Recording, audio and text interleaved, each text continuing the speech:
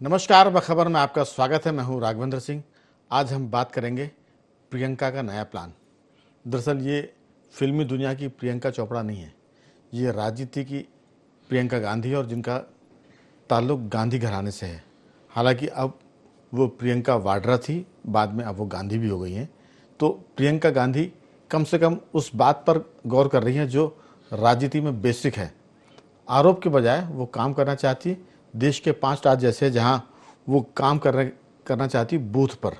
Booth management की बात तो सब करते हैं, लेकिन हर विधानसभा में 20-20 क्लस्टर लेकर वो ये पता करना चाहती है कि कहां पर गड़बड़ी हो रही है। और मध्य प्रदेश की बात करें तो 5 राज्यों में जो गलत वोट के वार हो रहे हैं, जो कांग्रेस के आरोप है, प्रियंका गांधी ने जो अभियान शुरू किया उसमें खास बात यह है कि जिन सीटों पर कांग्रेस कम मार्जिन से, कम वोटों के अंतर से हारी है, वहाँ वो फोकस कर रही हैं।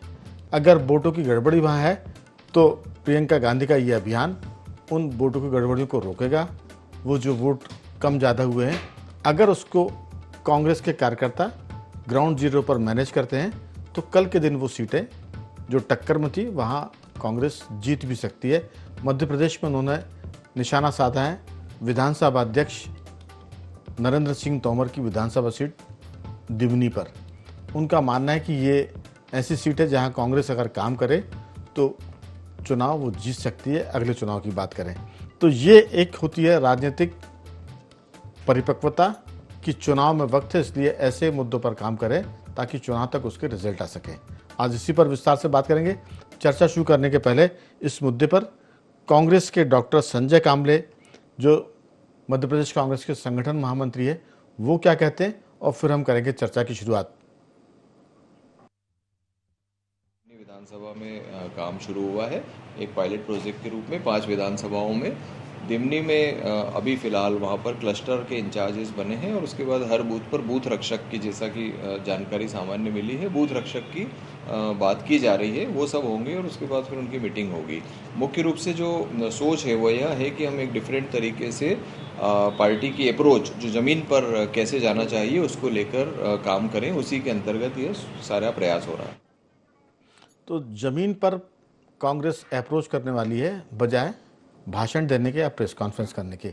इस मामले में कह सकते हैं कि प्रियंका गांधी की भले ही ये संसद में शुरुआत है, उनका पहला एक तरह से कार्यकाल है संसद का लोकसभा सीट के लिए, लेकिन उनका जो फैसला है वो देश में प्रियंका गांधी के राजनीतिक कद को बढ़ाएगा। आज इसी पर चर्चा करने के लिए हमारे साथ मौजूद है स्टूडियो में मध्य प्रदेश के हमारे पत्रकार साथी श्री देवदत्त दुबे जी।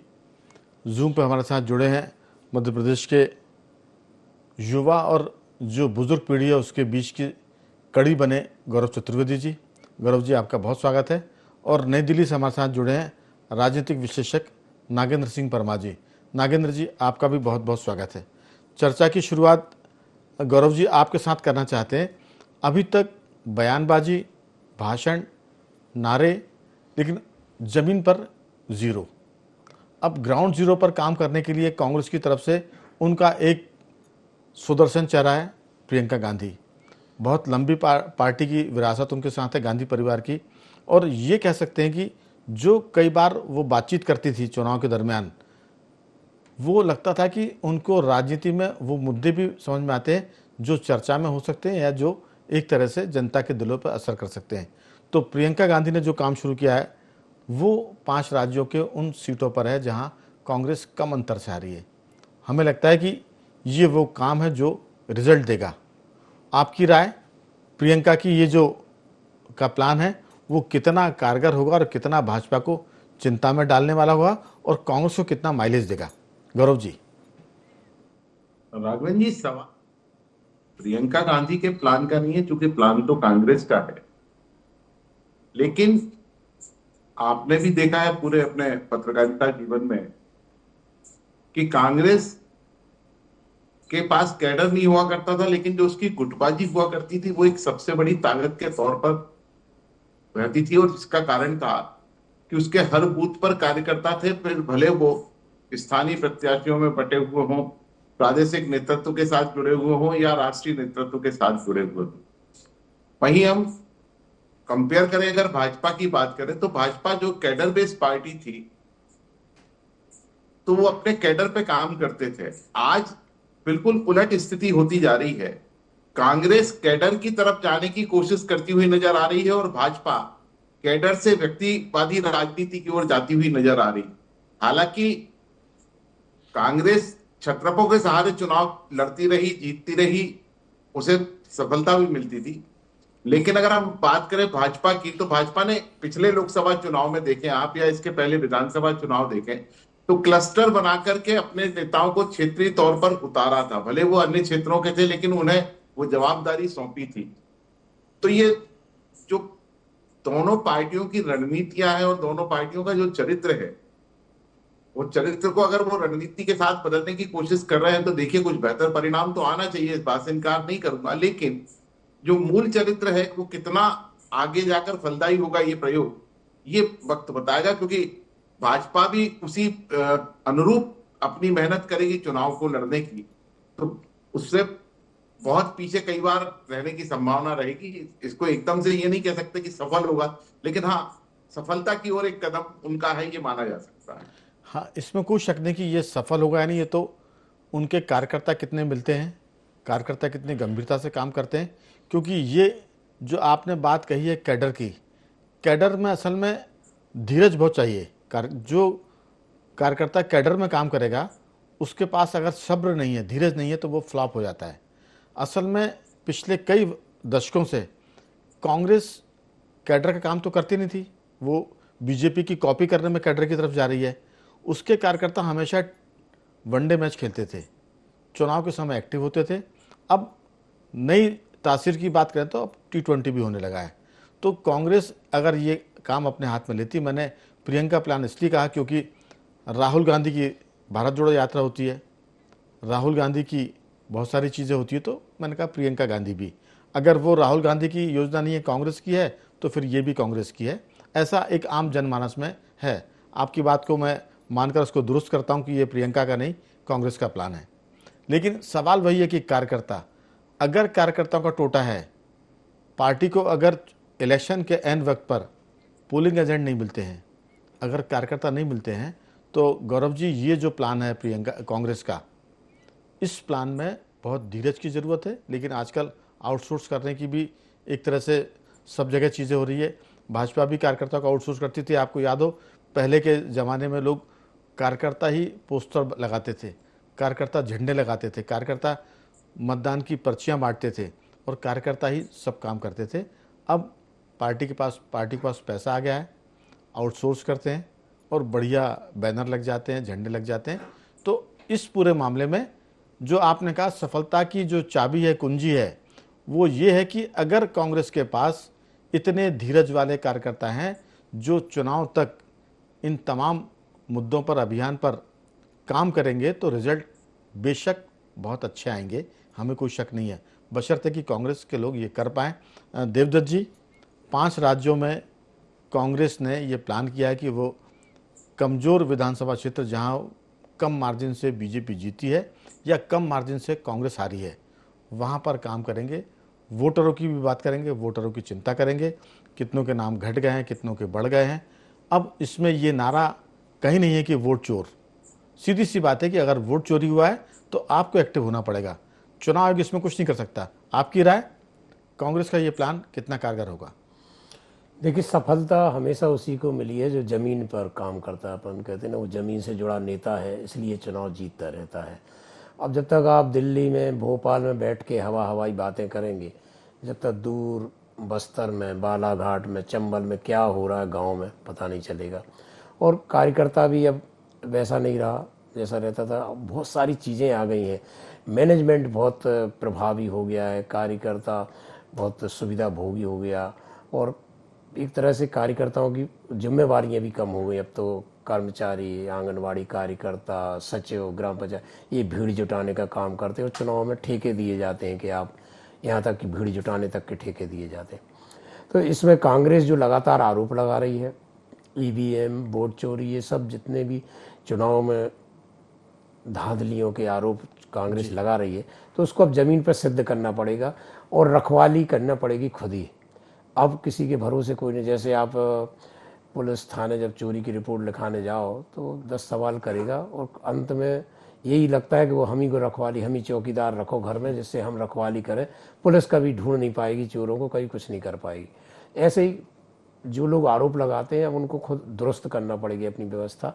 आपको पता होना चाहिए कि कितने मतदाता बूथ पे, यदि आप कहते हैं हमारा बूथ मजबूत है, तो बूथ के जो कार्यकर्ता उसको पता होना चाहिए गांव में या वार्ड में कौन खत्म हो गया, कौन नया वोटर, शादी हो गई, कोई आई है बहू, उसका नाम जुड़ा कि नहीं जुड़ा, जो चले गए बाहर उनका नाम कटा कि नहीं कटा, जो मृत्यु। यदि आपको ये नहीं पता तो फिर आपको ये कैसे पता कि कौन हमें वोट दे रहा कौन नहीं दे रहा। जीतता वही है जिसको एक एक वोट का पता रहता है। जो भाजपा की थीम थी पेज प्रभारी और फिर आधा पन्ना प्रभारी, वो इसी स्कीम के तहत थी कि वो समझ लेते थे कि कहाँ कार्यकर्ता ढील कर रहा है, तो उन्होंने पेज प्रभारी बना दिए कि आप इस वार्ड के इस पेज के प्रभारी हैं, आप बताइए यहाँ कितने वोटर चले गए हैं, कितने वोटर नए आ गए हैं और कितनों ने डाला। वो शाम को समीक्षा भी करते हैं कि कितने वोट पड़े कितने नहीं, तो एक अनुमान भी लगा।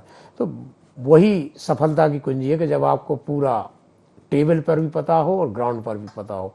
ग्राउंड में क्या स्थिति है वो आपकी टेबल पर आ जाना चाहिए, तब आप चीज़ों को कर सकते। अन्यथा आप ऐसे कितने ही आरोप लगाते रहो, आपके लगा रहे हो, बरसों से लगा रहे, हवाई होते रहेंगे।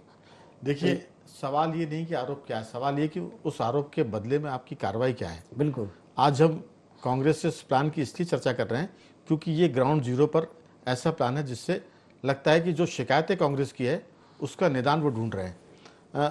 नागेंद्र जी, दरअसल चुनाव आयोग की अपनी कोई टीम नहीं होती है। राज्यों में जब चुनाव होते हैं या देश में चुनाव होते हैं तो चुनाव आयोग राज्यों से ही कर्मचारी मांगता है, उसके अपने कोई कर्मचारी नहीं होते। तो जाहिर सी बात है कि एक तो बीएलए होता है, दूसरा बीएलए होता है। ये जो बीएलए नाम के प्राणी है ये पार्टियों के एजेंट होते हैं, कार्यकर्ता होते हैं जो बीएलओ के साथ काम करते हैं। जब मतदाता सूची बन रही होती है तो उस सूची में वो उनके साथ जाते हैं मोहल्ले में, घरों में, और फिर वो ये पता करते हैं कि इस घर में तो लोग तबादला होकर बाहर चले गए, ये नाम काट दीजिए। इनके यहाँ जो पुराने थे या किसी की मृत्यु हो गई है उसका नाम काट दीजिए, कोई नया आ गया तो उसका नाम जुड़वा दीजिए। ये जानकारी बीएलओ को नहीं होती है। तभी तो आयोग में यह व्यवस्था है कि पार्टियों के कार्यकर्ता उनके साथ जुड़े और फिर वो उस खामी को वही मौके पर दुरुस्त करा दे। जब आप ऐसा नहीं करेंगे, सूची बन जाएगी, उसके बाद आप हल्ला मचाएंगे तो फिर वैसे ही है कि सांप निकल गया फिर हम लकीर को पीट रहे हैं। कांग्रेस का यह प्लान इस बात की तसल्ली देता है कि आरोप प्रत्यारोप के बाद अब कांग्रेस भले ही 5 राज्यों में ये काम कर रही है लेकिन अब वो गंभीर है और मामले को साफ और सुलझाना चाहती है। आपकी राय, कांग्रेस का ये प्लान जमीनी तौर पर अगर सफल होता है तो भारतीय राजनीति में शिकायतों की जो पोटली है वो थोड़ी सी कम हो जाएगी। आपकी राय? राजनीतिक दल अगर बूथ लेवल पे भी काम करना चाहते हैं तो उसका असल तरीका तो यही है जो बात की जा रही है।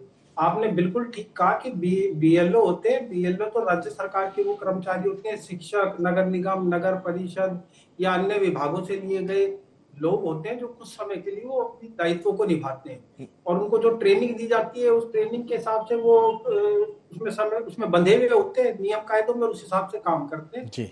बीएलए का मतलब ही ये होता है राजनीतिक दलों के जो एजेंट होते हैं, और राजनीतिक दलों के अगर एजेंट सक्रिय हैं और जमीनी हकीकत से वो वाकिफ है, अच्छी तरीके से उस एरिया से अच्छी तरह वाकिफ है जी, और कार्यकर्मठता उनमें की भावना है और वो पूरी लगन से काम करना चाहते हैं, तो ऐसा कुछ है ही नहीं कि किसी तरह की त्रुटियां या खामियां बच जाए, क्योंकि वही राजनीतिक दल का बूथ एजेंट सफल माना जाएगा जिसे हर घर का ब्यौरा पता हो कि इसमें कितने वोट है, कहीं शिफ्ट तो नहीं हो गई है, कि किसी की मृत्यु तो नहीं हो गई है जिनके नाम यहाँ बाकी रह गए हैं, या वोटर कहीं अन्य शिफ्ट हो गए हैं, या किन्हीं के नाम काटे जाने उन्होंने अपना घर बदल दिया, या इन सब चीजों को ध्यान में रखते हुए। और देखिए आप, ये जहां राष्ट्रीय स्तर पे भाजपा बनाम कांग्रेस की लड़ाई है, राजनीतिक जो लड़ाई है, उसमें आप देखिए कि उनके तरफ सामने भाजपा जैसी राजनीतिक दल है जो 24/7 काम करने के लिए अपनी जाती है, जिसमें बूथ एजेंट भी है, बूथ प्रभारी भी है, पन्ना प्रमुख भी है, पन्ना प्रभारी भी है, और दूसरी तरफ एक व्यवस्था होती है कि भाई अब जो शुरुआत करने जा रही है, कांग्रेस कह रही है कि हमारे बूथ पे अपने निगरानी के लिए प्रभारी तैनात करेंगे। लेकिन बात यह है कि ये बहुत पेशेंस का काम है, लंबे समय तक करे चले जाने वाला काम है। और जो बूथ पे रखे जाएंगे एजेंट कांग्रेस के जो रहेंगे, उनमें आप वाली बात है कि पेशेंस होना चाहिए, लंबे समय तक कार्य वो करे जाए। और उस कार्य से बड़ी बात है कि वो उनके जिन लोगों को रिपोर्ट करते हैं अपने राजनीतिक दल के ऊपर बैठे पदाधिकारियों को, उनमें और उनमें समन्वय कितना है। ड्राइंग रूम बिल्कुल पॉलिटिक्स के चलते हुए, या जैसा कि आपने कहा कि क्रिकेट की भाषा में कि 2020 और वनडे वाला मैच नहीं है राजनीति में चुनाव जीतना, ये तो टेस्ट मैच ही है। ये फॉर्मेट आज भी टेस्ट मैच वाला ही है कि पेशेंस के साथ वन बाय वन और लंबे टाइम तक आप काम करेंगे तो निश्चित रूप से सफलता पाएंगे। और सिर्फ बूथ की खामियां दूर नहीं होती बूथ एजेंट द्वारा, पार्टी के जो नीति है, कार्य नीति है, सिद्धांत है, विचारधारा है, या जो भी वो अपने एजेंडों को पेश करना चाहती है जनता के सामने, जी। उसको भी आम आदमी तक घर घर तक पहुंचाने का काम बूथ लेवल के ही व्यक्ति का होता है, जो बिल्कुल राजनीतिक दल का किसी का भी कार्य करता हो। बिल्कुल, पहले तो मतदाता सूची दुरुस्त हो जाए और फिर मतदाता सूची के बाद पार्टी की योजनाएं, उसके विचार, उसकी नीतियां लोगों तक पहुंचाना, ये दो बहुत गंभीर और बड़े धीरज वाले काम हैं। गौरव जी, सफलता की हम सब कामना करते हैं कि ये अभियान कांग्रेस का सफल हो। 5 राज्यों में है, राजस्थान, उत्तर प्रदेश, छत्तीसगढ़, हरियाणा और मध्य प्रदेश। लेकिन वही बात फिर आएगी कि एक तो प्रेस कॉन्फ्रेंस और हल्ला ब्रिगेड, दूसरा ग्राउंड जीरो पर साइलेंट वर्कर चुपचाप से अपना काम करें और आगे बढ़े। अगर ये टीम है तो फिर हम ये मान के चल सकते हैं कि अगले चुनाव में कुछ नक्शा बदला हुआ दिखेगा, बशर्ते कि ये धीरज सबको दिखे भी और नजर भी आए। ये अगर मध्य प्रदेश की बात करें तो 2008 के चुनाव के बाद कांग्रेस के कार्यकर्ता धीरे धीरे सुप्त होने लगे थे, निष्क्रिय होने लगे थे। और 2013 के बाद तो एकदम से कार्यकर्ताओं ने पलायन भी शुरू कर दिया था, भारतीय जनता पार्टी में चले गए। जी 2018 के बाद की स्थिति आपको पता है कि सिंधिया के साथ में कितने कार्यकर्ता कांग्रेस के अंदर गए, कितने विधायक, कितने नेता गए। आज जो कांग्रेस की सबसे बड़ी समस्या है वो समस्या है, क्या हर बूथ पर उसके पास 10 लोगों की कोई एक टीम है। अगर वो टीम है तो आपको वो बूथ मजबूत करने में मदद कर पाएंगे। जब वो कार्यकर्ता ही नहीं है या उस भाव के साथ काम करने वाला कार्यकर्ता नहीं है जो जिस तरीके का भाव लेकर के भाजपा में काम कार्यकर्ता करता है, तो सबसे पहले कांग्रेस को अपनी सदस्य संख्या बढ़ाने के साथ साथ, सदस्यता बढ़ाने के साथ साथ ऐसे लोगों को चिन्हित करना होगा जो उस बूथ पर काम कर सके। अभी की स्थिति में, अगर वर्तमान स्थिति की बात करें तो वाकई में यह हालत है कि कई बूथों पर उनका जो ट्रैक रिकॉर्ड है वो बहुत ही खराब हो चुका है। उनके पास कार्यकर्ता एक कार्यकर्ता बूथ पर बैठने वाला नहीं है। तो ऐसी स्थिति में सबसे पहले स्थानीय नेताओं के साथ मिलकर कांग्रेस का सदस्यता अभियान चलाना होगा और उसके बाद आप कोई टीम बनाकर उसे ट्रेंड कर सकते हैं, तब जाकर ही आप सफल हो पाएंगे। इसमें कोई शक नहीं, लेकिन हम इस बात की प्रशंसा कर रहे हैं कि कम से कम वोट चोर गद्दी छोड़ से आगे बढ़कर ग्राउंड जीरो पर काम करने की बात हो रही है। और अगर ये बात हो रही है तो फिर जो आपने चिंता जताई है कि बूथ लेवल पर उनको कार्यकर्ता भी चाहिए, तो जाहिर है कि जब कोई ये अभियान चलाएगा तो फिर वो उसकी भी चिंता करेगा कि हमको कार्यकर्ता चाहिए। और ये और अच्छी बात है कि वो सिर्फ 5 राज्यों पे कर रहे हैं, अभी पूरे देश पर ये अभियान नहीं है। ये एक तरह का उनका टेस्ट है। अगर इसमें सफल होते हैं, इसमें जो दिक्कत आती है तो जाहिर है कि पार्टी, इलेक्शन लड़ने वाली पार्टी कांग्रेस ऐसा तो है नहीं कि सिर्फ सीजन पे इलेक्शन लड़ा और फिर चली गई। 12 महीने 365 दिन काम करने वाली पार्टी है। तो ये जो 5 राज्यों में उन्होंने फोकस किया है और उसमें भी उन्होंने चुनिंदा सीटों पर इस पर अगर गंभीरता से काम हो गया तो रिजल्ट बेशक बहुत अच्छे आएंगे। और आपने जो कहा कार्यकर्ताओं की कमी, उस पर भी पार्टी विचार करेगी और उसको भी दूर करेगी, क्योंकि ये है इसीलिए 5 राज्यों का मतलब है कि वो टेस्ट करके देख रहे हैं कि हमारा अभियान कितना चल रहा है, इसमें क्या दिक्कतें आ रही हैं। तो मुझे लग रहा है कि ये एक अच्छी चीज़ है और इस सब के लिए हमको कांग्रेस को भी शुभकामना देनी चाहिए कि उन्होंने कम से कम ये हल्ला ब्रिगेड से अलग हटके काम शुरू किया है जो कांग्रेस कर रही है। प्रियंका जी का नाम मैं नहीं लूँगा, आपने कहा कि ये कांग्रेस का काम है, प्रियंका जी इसमें नहीं है। आपकी राय देवदत्त जी, क्या सोचते हैं इस बारे में जो गौरव जी की चिंता बता रहे हैं कि कार्यकर्ता चाहिए और उसके बगैर ये काम चलेगा नहीं? नहीं, ये जो प्रयोग है ये इसको आप लिटमस टेस्ट मानिए। इसमें कांग्रेस अपनी ज़मीनी सब कमजोरियां पता कर ली, केवल मतदाता ही नहीं वहाँ वो कार्यकर्ता भी देख ले भी कौन सा कार्यकर्ता हमारा पुराना था, कौन नया है कि नहीं है, कौन भाजपा से मिला, किसी अन्य दल से मिला। तो ये तो पूरा उनका वो रिसर्च है, क्योंकि जैसे मध्य प्रदेश में एक सीट चुनी उन्होंने और वो विधानसभा अध्यक्ष की सीट चुनी है दिमनी, तो वो एक अच्छे प्रभावशाली नेता की सीट चुन रहे, तो वहाँ स्वाभाविक रूप से कार्यकर्ताओं की कमी सर्वाधिक होगी। जैसे कमजोर सीट पे तो मिल ही जाएंगे कार्यकर्ता, लेकिन वहाँ कम होंगे। तो ये जो पूरा काम होगा उसमें कार्यकर्ताओं की कमी का भी एक आंकड़ा आएगा कि कार्यकर्ता कमी है या जुझारू कार्यकर्ता नहीं रहे। कार्यकर्ता होना, बूथ के दिन लड़ना, एक बार एक वोट निकालने वाला और एक बूथ पर लड़ने वाला, दो कार्यकर्ता बहुत महत्वपूर्ण होते हैं। अन्यथा तो कई जगह हम देखते हैं कि पोलिंग शुरू होने के पहले ही वोट डलना शुरू हो जाते हैं, क्योंकि कार्यकर्ता आपका जब तक सोकर उठा, नहाया, उसने नाश्ता किया जब तक, तो विपक्षी दल मतदान करा लेता। तो बहुत सजग है। मैंने कई कार्यकर्ता ऐसे भी देखे जो रात में जो पोलिंग बूथ के बाहर टेंट लगते हैं वो वहीं सो जाते हैं वो, और सवेरे से वोट डलवाते, बहुत सारी चीज़ें। तो कार्यकर्ता के बाद विषय पर भी आपका भी एक बहस करना कि कार्यकर्ता को कैसे उपेक्षा हुई और कैसे राजनीतिक दल कमजोर हो गए, उनकी पकड़ कमजोर हो गई, उनको ये पता नहीं चल रहा कि वोट सही डल रहा है कि फर्जी डल रहा। ये बहुत सारी चीज़ें हैं। तो कार्यकर्ता का तो आकलन हो ही जाएगा, और दूसरा ये सब मतदाताओं का भी हो जाएगा कि कौन फर्जी कौन सही। देखिए, बार बार जब कोई हारता है तो उससे फिर उसको नसीहत मिलती है। कांग्रेस की बार बार की पराजय उससे जीत की तरफ ले जाने के प्रयासों को एक तरह से मजबूती की तरफ आगे बढ़ाने का काम कर रही है। मुझे लगता है नागेंद्र जी, ये जो सारा मामला है, जो गौरव जी ने कहा कि कार्यकर्ता उनको तलाश करने पड़ेंगे बूथ पर, कम से कम 10-20 जो भी उनका आंकड़ा होगा, और वो ऐसे कार्यकर्ता जो काम करें, क्योंकि अगर सिर्फ कागज़ का पेट भर के काम हो रहा होगा तो फिर काम नहीं चलेगा। ग्राउंड जीरो पर जो कैडर की बात गौरव जी ने की है कि कभी भाजपा का कैडर हुआ करता था, कांग्रेस उस तरफ ही जा रही है। अगर इस लिटमस टेस्ट में वो कामयाब होती है तो नतीजे बहुत बेहतर आएंगे, इसमें कोई शक नहीं। आपकी राय? देखिए, राजनीतिक दल चुनाव लड़ते हैं, सब कुछ करते हैं, उनका अंतोगत आखिर जो चाहते हैं वो सत्ता में आना चाहते हैं जी, और उसका असल रास्ता यहीं से निकलता जी। है। अगर बूथ लेवल पे कांग्रेस को गंभीर और काम करने वाले कार्यकर्ता मिलते हैं, तो एक तो जो किसी भी राज्य की आप मान लीजिए मतदाता सूचियों में, मैं शब्द यूज करूंगा, त्रुटियां खामियां, वो हो सकती है त्रुटि खामियां, एक तो वो होंगी। दूसरा, जो ये गड़बड़, साजिश और वोट चोरी वाली बातें, इनका खुद भ्रम दूर होगा। तीसरी बात यह कि अगर उन्हें कार्यकर्ता सही मिलते हैं जो पूरी तल्लीनता से और गंभीरता से कार्य करते हैं, तो ये कहीं ना कहीं सत्ताधारी दल पे भी एक दबाव रहेगा कि वो अपने लक्ष्य पे सीधा चले, वो दाएं बाएं नहीं मुड़ सकता। एक सजग, सतर्क और समझदार विपक्ष सामने है तो सरकार पे एक नैतिक दबाव रहता है अच्छा काम में करने का, टारगेटेड जो काम है उनको एक समय सीमा में करने का। और यही इस भारतीय के लोकतंत्र की या किसी भी देश के समृद्ध लोकतंत्र की खूबी है। तो कांग्रेस को इसके लिए शुभकामनाएं कि बशर्ते उनको गंभीरता से उसको काम करे, उसे असल में अमली जामा पहना है, धरातल पे उतर के, ना कि कागजी कार्रवाई हो या एसी कमरों में बैठ के सिर्फ खाना पूर्ति हो। बिल्कुल। चूंकि समय बचा हुआ है, मैं सिर्फ इसमें एक सवाल जरूर मैं करूंगा। अभी तक कांग्रेस जो है, अध्यक्ष कोई भी हो, राहुल गांधी आगे चलते थे और बाकी पीछे सब होते थे।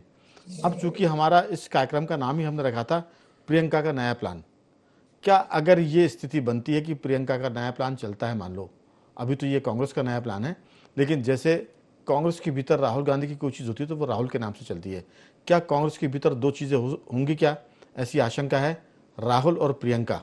गौरव जी, या सिर्फ राहुल ही रहेंगे?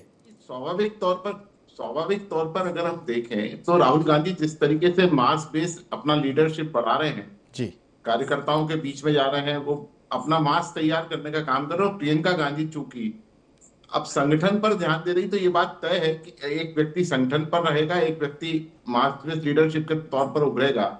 और ये दोनों की युति जो है वो युति कितनी सफल होगी ये आने वाले चुनाव परिणाम बताएंगे। क्योंकि अभी भी जहां जो संदेह है कि राहुल गांधी अच्छे इश्यूज लेकर भी आए, लेकिन वो इश्यूज कई बार उनको उल्टे पड़ गए। तो ऐसी स्थिति में देखना है कि अब आने वाले दिनों में भाजपा इसकी क्या काट करती है, किस तरीके से इस मुद्दे को झेलती है या लड़ती है राहुल गांधी और प्रियंका गांधी के साथ। लेकिन एक प्रयास के तौर पर अगर ये कहें, जो आपने शुरू में कहा कि सफलता की ओर एक कदम तो है, इसको इससे डिनाई नहीं किया जा सकता। बिल्कुल, सफलता की ओर कदम है और सकारात्मक है। इसमें निगेटिविटी बिल्कुल नहीं है। इसी की तो हम बात करते थे कि अगर कांग्रेस को दिक्कत है, किसी को भी दिक्कत है, बीजेपी को दिक्कत है, तो वो ग्राउंड जीरो पर जाए, बीएलओ के साथ अपने बीएलए भेजे जो पॉलिटिकल एजेंट होते और फिर काम करे। लेकिन देवदत्त जी, 2-3 वाक्यों में, क्या कांग्रेस में राहुल के साथ प्रियंका का नाम जुड़ेगा तो क्या दो शक्ति के केंद्र बनेंगे? बहुत जैसे हर पार्टी में होता, बीजेपी में मोदी और अमित शाह हैं, उसके पहले अटल अडवाणी हुआ करते थे। आपकी बस 2-3 वाक्यों में राय। नहीं, ये तो होता ही है कि जिसको राहुल गांधी मिलने का समय नहीं दे रहे तो उन्होंने प्रियंका ने दे दिया समय, या प्रियंका नहीं मिल पाई तो राहुल गांधी। बिल्कुल। तो स्वाभाविक रूप से दो रास्ते तो मिल ही जाते हैं। बिल्कुल कह सकते हैं कि वो एक तरह से शॉक ऑब्जर्वर का काम करेगी। जहां राहुल से शिकायत है वहां प्रियंका जी लोगों को सम्मान लेंगे, मना लेंगी। नागेंद्र जी, आपकी इस पर टिप्पणी 2-3 वाक्यों में। जी राघवेंद्र जी, ऑलरेडी कांग्रेस में 2 पावर सेंटर हैं जो राहुल गांधी और प्रियंका गांधी के रूप में मौजूद है। प्रियंका गांधी अपनी उपस्थिति दर्ज कराती रही है और बहुत सारे अहम डिसीजन वो लेती रही है। वो पावर सेंटर है पहले बिल्कुल, से। समय की कमी, लेकिन एक अच्छा काम हो रहा है। अगर 2 पावर सेंटर बनते भी तो दोनों सगे भाई बहन है, कोई इसमें किसी का मुझे लगता नहीं कि ईगो हर्ट होगा। तो कह सकते हैं कि कांग्रेस के लिए अच्छे संकेत है, भारतीय लोकतंत्र के लिए अच्छे संकेत है। गौरव जी, आपका साधुवाद, आपने चर्चा में हिस्सा लिया। नागेंद्र जी, आपका बहुत धन्यवाद। देवदत्त जी, आपका बहुत बहुत धन्यवाद कि आपने आज की चर्चा में हिस्सा लिया। तो बाखबर में आज सिर्फ इतना ही। बने रहिए हमारे साथ और देखते रहिए IND24।